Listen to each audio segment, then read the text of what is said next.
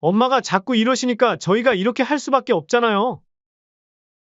용태는 순식간에 저를 화장실로 밀어넣었어요. 용태야! 이게 무슨 짓이야? 당장 문 열어. 거기서 정신 좀 차리세요. 그렇게 아들한테 빌딩 하나 주기가 그렇게 아까우세요? 쾅. 문이 닫히고 몸으로 화장실을 막고 못 나가게 한 다음에는 잠금 장치를 걸어 잠그는 소리가 들렸어요. 조금만 거기 계세요. 빌딩을 주실 때까지? 아니면 다음 주 서류만 처리되면 되니까 그때까지만. 안녕하세요. 저는 올해 65이 된 이화숙입니다. 제가 이렇게 펜을 든 건 제 이야기가 누군가에겐 경각심이 되고 또 누군가에겐 작은 위로가 되길 바라서예요. 세상에는 돈 앞에서 인간성을 잃어버린 자식들의 이야기가 너무나 많더군요. 제 사연도 그중 하나예요. 남편이 세상을 떠난 건 15년 전이에요. 그날도 평소처럼 여보, 다녀올게요. 라며 환하게 웃던 남편이었는데 퇴근길에 갑자기 심장마비로 쓰러졌다는 연락을 받았죠. 그가 우리 가족에게 남긴 건 분당에 있는 8층짜리 꼬마 빌딩 하나였어요. 처음엔 정말 힘들었어요. 임대차 계약서도 잘 몰랐고 세입자들과의 관계도 서툴렀죠. 하지만 이게 남편의 마지막 유산이라 생각하며 하나하나 배워나갔어요.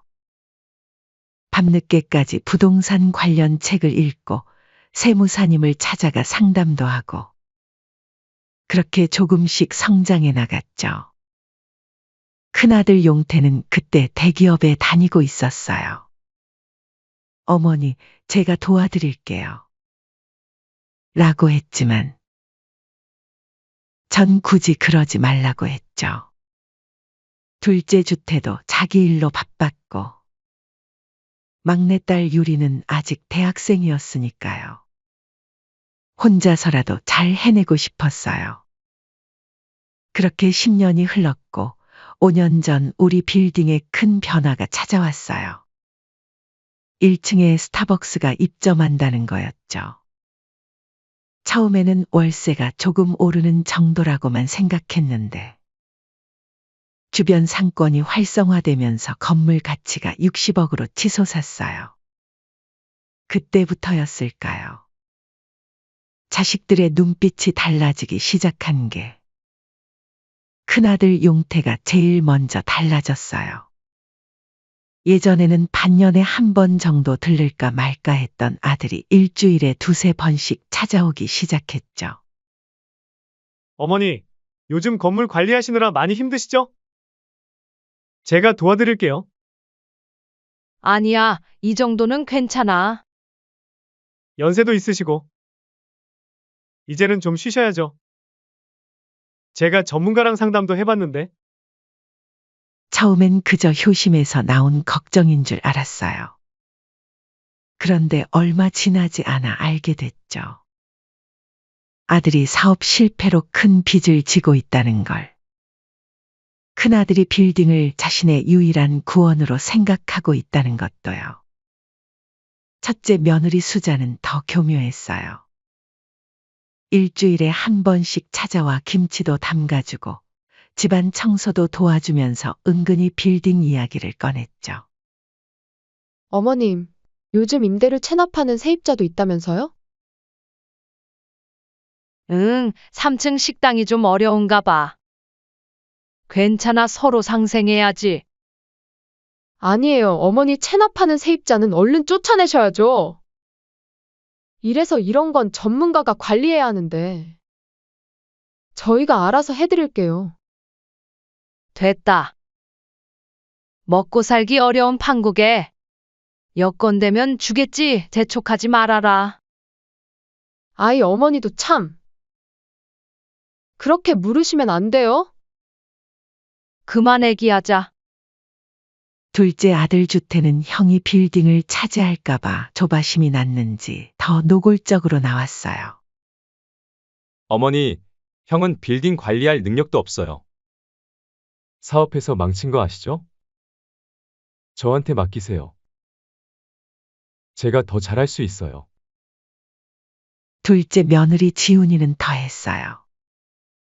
형님이 가져가면 우리만 손해예요.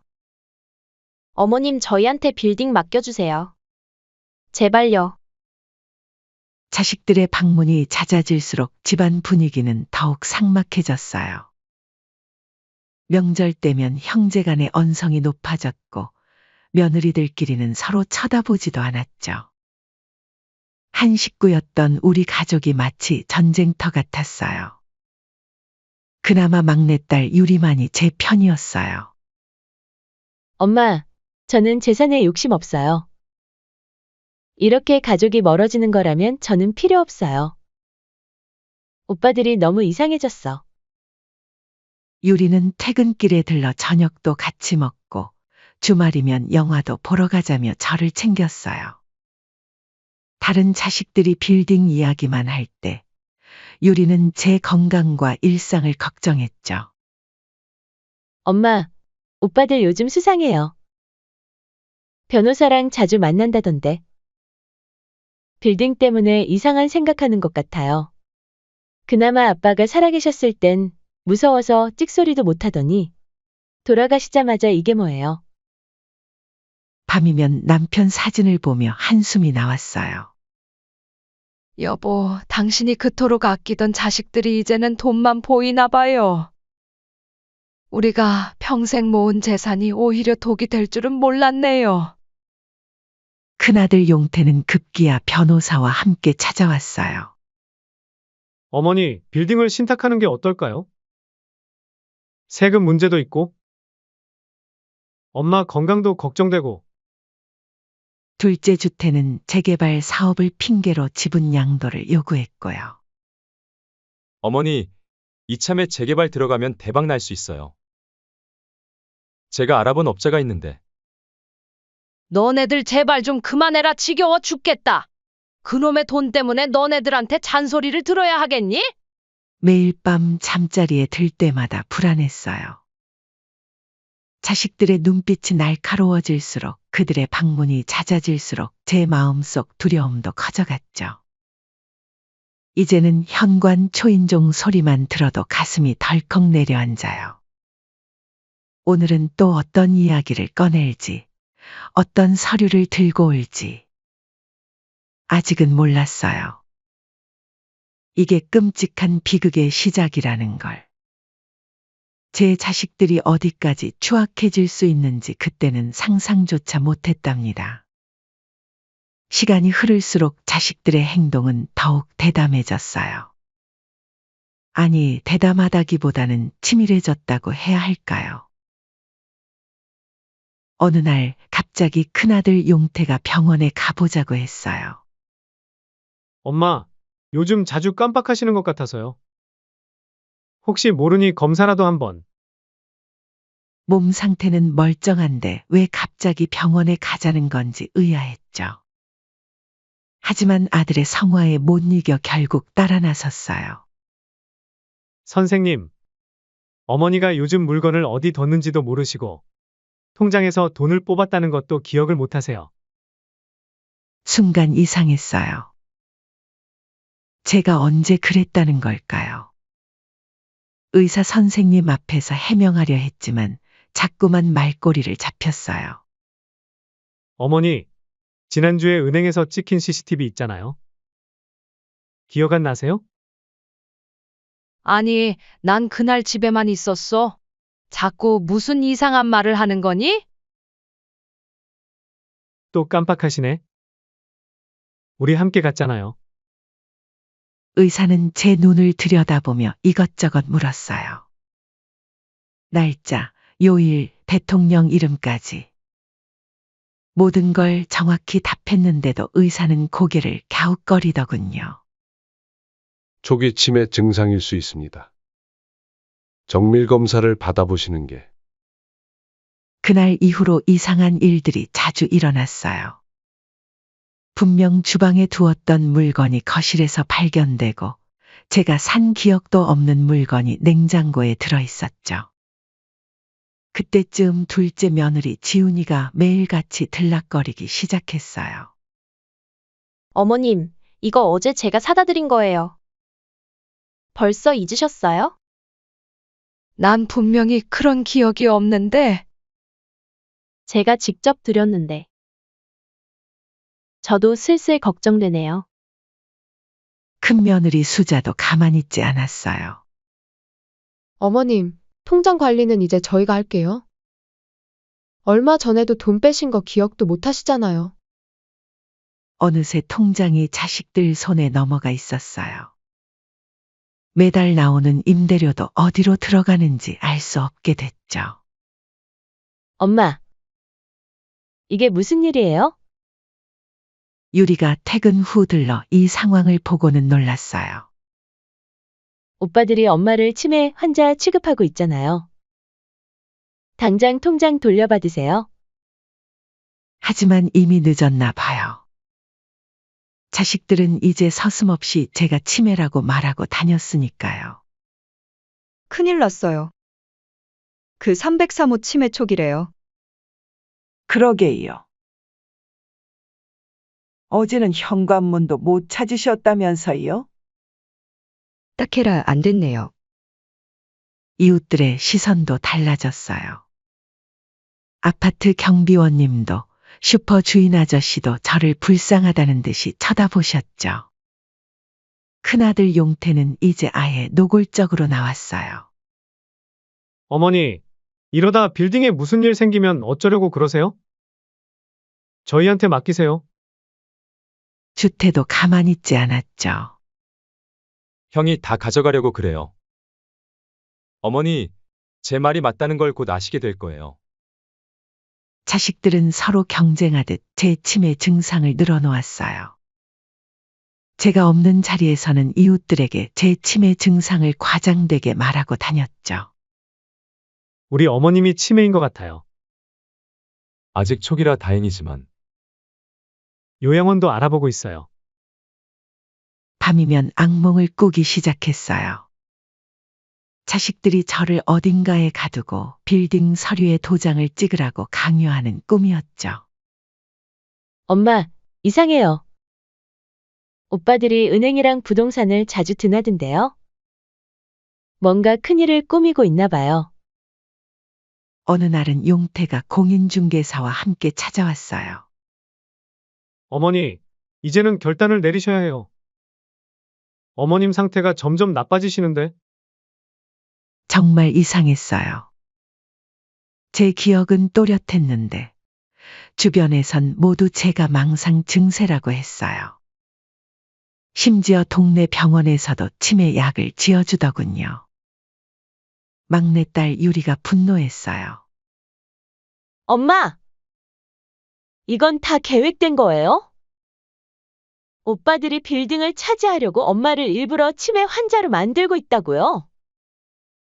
하지만 이 모든 게 우연히 찾아간 큰아들 집에 갔을 때가 돼서야 이해가 됐어요. 물건을 옮겨놓고 제 기억을 의심하게 만들고 모든 게 계획적이었던 거죠. 그날도 평소처럼 반찬을 들고 아들 집을 찾았어요. 현관문이 열려 있는 게 이상했지만 주말이라 잠깐 나갔나 보다 했죠. 반찬을 냉장고에 넣으려는데 책상 위에 놓인 서류 뭉치가 눈에 들어왔어요. 이게 뭐지? 순간 온몸이 얼어붙었어요. 제 도장이 찍힌 서류들. 하지만 분명 제가 찍은 적 없는 도장이었죠. 손이 떨리기 시작했어요. 등기부등본, 인감증명서, 위임장. 모두 빌딩과 관련된 서류들이었어요. 그것도 전부 위조된. 머리가 어지러웠어요. 그런데 더 끔찍한 건 따로 있었어요. 의사 진단서. 제 이름으로 된 치매 진단서였어요. 제가 한 번도 가본 적 없는 병원에서 발급된 진단서를 보는 순간 그동안의 모든 의문이 풀렸어요. 이런 게 말이 되나? 내 자식이 나한테 이럴 리가 없어. 그때였어요. 현관문이 열리는 소리가 들렸어요. 어머님, 며느리 수자의 목소리에 온몸이 굳었어요. 돌아보니 며느리의 얼굴이 하얗게 질려 있었어요. 제 손에 들린 서류를 본 순간이었죠. 이게 무슨 짓이야? 제 목소리가 떨렸어요. 그건. 어머니, 제가 다 설명드릴게요. 도장은 어떻게 위조했어? 이 진단서는? 이건 뭐야? 그때 용태도 들어왔어요. 엄마! 갑자기 웬일이세요? 순간 아들의 눈빛이 달라졌어요. 차갑고 날카로운. 제가 알던 그 따뜻한 눈빛은 온데간데 없었죠. 용태야! 이게 어떻게 된 거야? 어차피 다음 주면 끝날 일이었어요. 뭐가 끝난다는 거야? 빌딩이요. 어머니가 치매라는 진단이 나왔으니 이제 저희가 관리해야죠. 말꼬리를 흐리며 비웃듯 말하는 아들의 모습에 가슴이 찢어지는 것 같았어요. 너네가 정말? 그러게요. 처음부터 순순히 주시지. 그랬으면 이렇게까진 안 했을 텐데. 당장 경찰에 신고할 거야? 너네들이 감히 이런 위조 서류로? 니들이 사람이냐? 휴대폰을 꺼내려는 순간 며느리가 제 팔을 잡았어요. 어머님, 제발 그러지 마세요. 우리 애들 손주 생각해서라도. 그러지 마세요. 나? 이제 와서 애들은 무슨? 당장 손 놔라. 어머니, 진정하시고. 순간 실랑이가 벌어졌어요. 제 휴대폰이 바닥에 떨어져 배터리가 분리됐죠. 그 순간 용태가 제 팔을 강하게 잡아 끌었어요. 이러시니까 저희가 이런 선택을 할 수밖에 없잖아요. 순식간에 저를 화장실로 밀어 넣었어요. 용태야! 이게 무슨 짓이야? 당장 문 열어. 거기서 정신 좀 차리세요. 그렇게 아들한테 빌딩 하나 주기가 그렇게 아까우세요? 쾅. 문이 닫히고 몸으로 화장실을 막고 못 나가게 한 다음에는 잠금 장치를 걸어 잠그는 소리가 들렸어요. 조금만 거기 계세요. 빌딩을 주실 때까지? 아니면 다음 주 서류만 처리되면 되니까 그때까지만. 이 못된 것들. 내가 널 이렇게 키웠니? 그렇게 갇힌 좁은 화장실. 숨이 막혀왔어요. 시간이 얼마나 흘렀을까 밖에서는 TV 소리만 크게 들렸죠. 여보, 저녁 뭐 먹을까요? 치킨 시켜 먹을까? 그래요. 오늘은 특별한 날이니까. 특별한 날이라. 그래요. 자기 어미를 가둬놓고 치킨이나 시켜 먹겠다는 자식들이었어요. 시간이 흐를수록 다리는 저리고 목은 말랐어요. 하지만 그보다 더 아픈 건 가슴이었죠. 물이라도 한 잔 드릴까요? 며느리가 물었어요. 됐어. 곧 정신 차리실 거야. 어머니도 우리의 아픔을 아셔야 해. 자식의 그 차가운 목소리에 온몸이 떨렸어요. 어머니, 이제 좀 생각해 보셨어요? 문 밖에서 용태의 목소리가 들렸어요. 차라리 날 자식에게 이런 수모를 당하다니. 아이고, 자식한테 그냥 빌딩만 주시면 되잖아요. 어머니 왜 이렇게 일을 키우시는 거예요? 며느리의 가식적인 목소리가 더 화가 나게 했어요. 자식? 너희가 무슨 자식이야? 이런 짓을 하고도 자식이라 할 수 있어? 어머님이 너무 하시잖아요. 연세도 있으신데 빌딩 관리는 무슨. 저희가 잘 모실게요.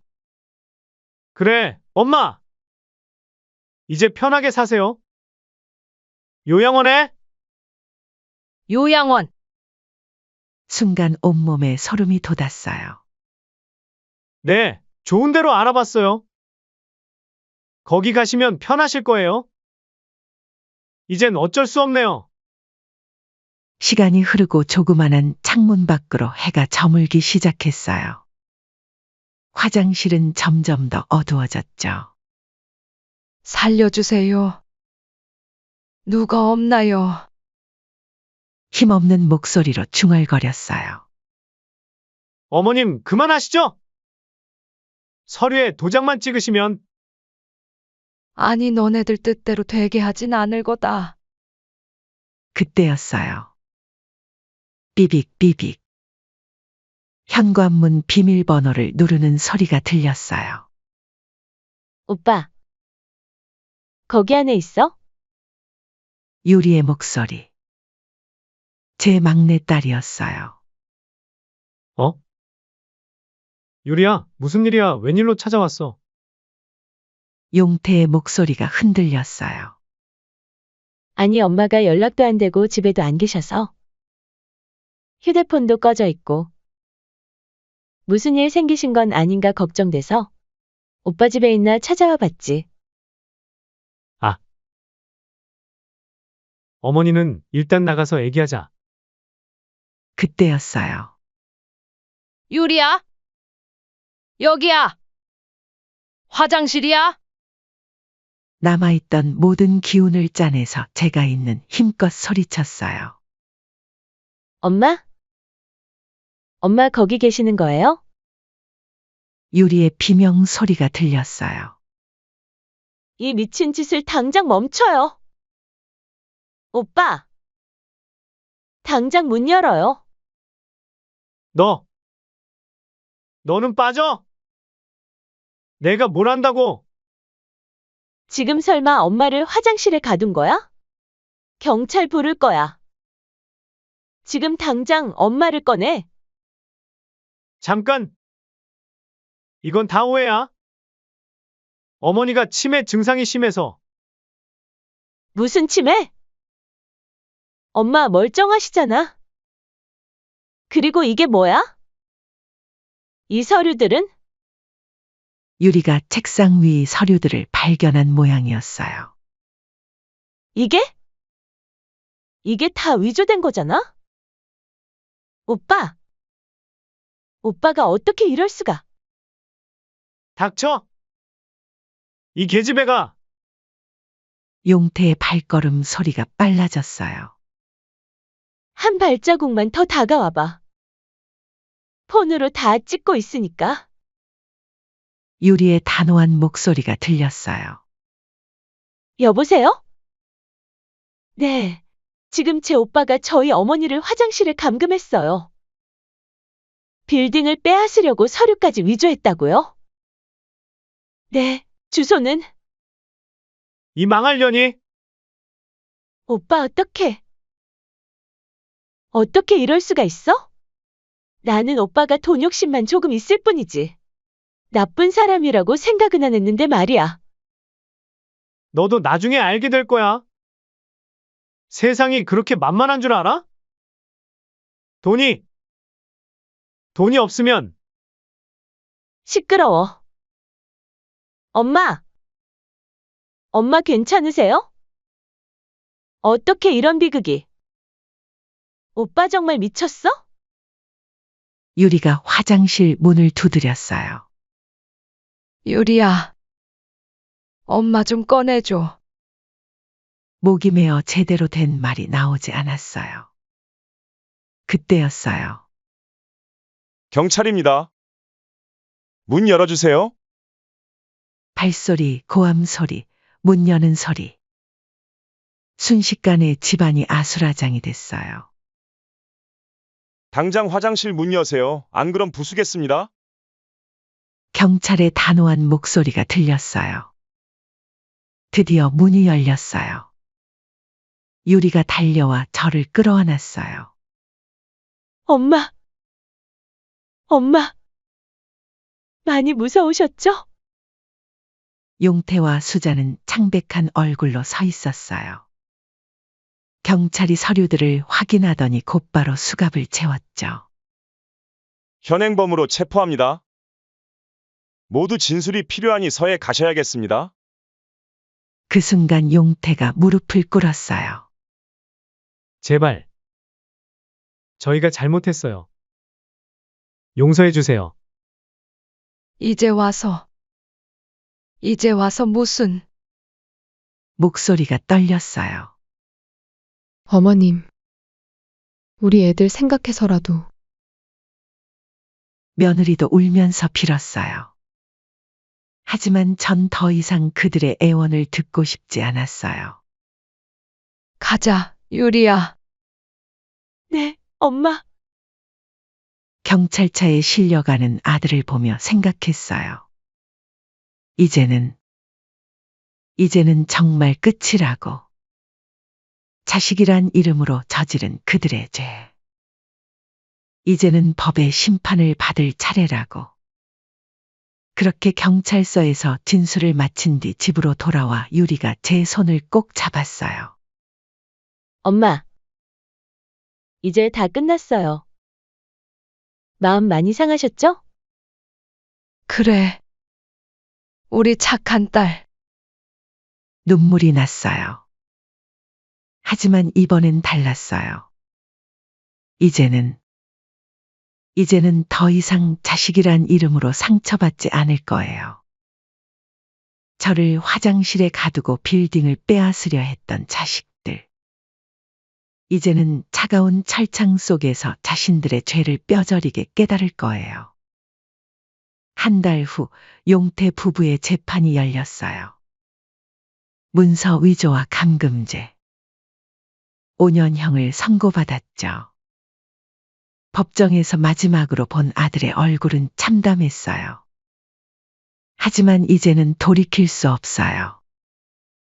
그들이 스스로 선택한 길이니까요. 재판이 열린 날이었어요. 법정 안은 차가웠지만 제 가슴은 더 차가웠죠. 피고인 김용태, 박수자, 일어서 주십시오.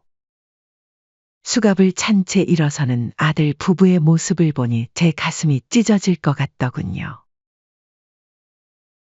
한때는 그토록 자랑스러워했던 제 아들과 며느리가 이제는 피고인이 되어 서 있었어요. 피고인들은 존속감금 및 문서위조 혐의로 기소되었습니다. 자신들의 이익을 위해 친모를 감금하고 서류를 위조한 죄질이 매우 불량하여 판사의 목소리가 울려 퍼질 때 법정 안이 숨죽였어요. 징역 6년을 선고합니다. 순간 법정이 술렁거렸어요. 용태가 그 자리에서 주저앉았고 수자는 울음을 터뜨렸죠. 엄마! 엄마! 돌아서려는 제 발걸음을 용태가 붙잡았어요. 제발. 한 번만 봐주세요. 우리 애들. 하지만 전 더는 듣고 싶지 않았어요. 법정을 나서는데 둘째 주태가 달려왔어요. 어머니, 형이 그래도 큰 죄는 아니잖아요. 좀만 봐주시면. 너도 똑같은 놈이다. 형이 먼저 빌딩을 차지할까봐 그렇게 조바심 내던 내 모습 잊었어? 주태는 말문이 막혔어요. 그날 저녁 유리와 함께 공증사무소를 찾았어요. 어머니께서 재산을 증여하신다고요? 네, 제 막내딸에게요. 엄마, 저는 내가 가져야 해. 욕심 없이 엄마만 생각해준 너라면 이 빌딩도 잘 지켜낼 거야. 다음 날부터 연락이 빗발쳤어요. 둘째 주태는 형이 잘못했다고 해도 재산을 다 막내에게 주시면 어떡해요? 라며 항의했고, 큰아들 사돈댁에서도 그래도 손주들도 생각도 하셔야 하지 않겠습니까? 이렇게 증여를 포기하시면 어떻게 합니까? 라며 찾아왔죠. 그때였어요. 교도소에서 첫 편지가 왔어요. 엄마, 제가 무슨 짓을 한 건지 이제야 깨달았습니다. 차가운 철창 안에서 하루하루가 지옥 같아요. 하지만 이건 제가 받아야 할 당연한 벌이겠죠. 며느리의 편지도 왔어요. 어머님, 밤마다 꿈에서 어머님이 나오세요. 화장실에 갇혀 계시던 그날. 제가 얼마나 큰 죄를 지었는지 이제야 깨닫습니다. 한 달이 지났을까요? 변호사에게서 전화가 왔어요. 이선옥님, 용태 씨가 너무 괴로워합니다. 사실 탄원서를 써주시면 2-3년 정도 감형이 가능할 것 같은데 어머님 마음은 이해합니다. 하지만 용태 씨가 정말 많이 반성하고 있어서 그날 밤 유리가 제 손을 잡았어요. 엄마, 절대 안 돼요. 그날 엄마가 얼마나 무서우셨는데. 옆집 최 씨 아주머니는 더 강경했어요. 선옥 씨, 정신 차려요. 그런 자식 평생 감옥에 있어야 해요. 그나마 6년이라도 받은 게 다행이라고 생각하라 하세요. 하지만 며칠 뒤 용태의 장인어른이 무릎을 꿇고 찾아오셨어요. 제가 자식 교육을 잘못한 탓입니다. 하지만 철창 안에서 늙어가는 자식을 보는 게 부모 마음에는 밤새 잠을 이루지 못했어요. 창밖에선 비가 내렸죠. 탁자 위에 놓인 탄원서를 바라보며 생각했어요. 한때는 그토록 따뜻했던 아들이었는데. 엄마, 첫 월급이에요. 이제부터 제가 효도할게요. 26, 월급 봉투를 들고 뛰어오던 그 해맑은 모습. 엄마, 제가 이제 다 책임질게요. 30에 결혼하면서 자신만만하게 웃던 얼굴. 그 아들이 이제는 차가운 감옥에서 편지를 보내요. 엄마, 이제는 형량이 줄어드는 것도 바라지 않습니다. 다만, 이곳에서 나가게 된다면 평생 참회하며 살고 싶습니다. 펜을 들었다가도 내려놓기를 수십 번. 탄원서 양식 위로 눈물이 떨어졌어요. 여보, 당신이라면 어떻게 하셨을까요? 남편 사진 앞에서 한참을 중얼거렸어요. 정말 반성하고 있는 걸까요? 아니면 또다시 저를 배신할까요? 자식이라는 이름으로 저지른 그 죄. 하지만 그래도 제가 낳고 키운 자식인데 용서해야 할까요? 아니면 끝까지 벌을 받게 해야 할까요? 여러분이라면 어떻게 하시겠습니까? 댓글로 여러분의 조언 기다립니다. 지금까지 제 사연 들어주셔서 정말 감사드립니다.